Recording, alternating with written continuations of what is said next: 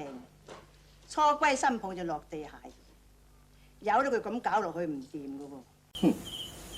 該講啲有話，初歸新抱就落地下兒。啊，女人咧要有三從四德，例如所謂初歸新抱落地下兒咧，有時啲係初歸新抱落地下兒，入咗我哋門以後就聽教聽話。你都係啊，初歸新抱落地下兒，你唔好就得個老婆咁緊要啊！唔係啦，開講都話初歸新抱落地下兒，入得嚟無家咧都應該知下無家啲規矩。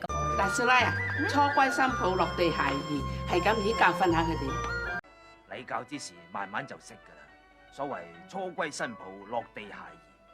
咁又唔係咁講啦，所謂初歸新抱落地下兒，唔能夠中用噶。係啊，講緊嗰四埲牆咧，嗱，即係時話晒都係初歸新抱，咁話埋遲啲會落地下兒噶啦。係啦，正所謂啊，初歸新抱落地下兒，你咪慢慢教咯。你要佢受教先。蝦米仔啊，初歸新抱啊，落地下兒要教噶。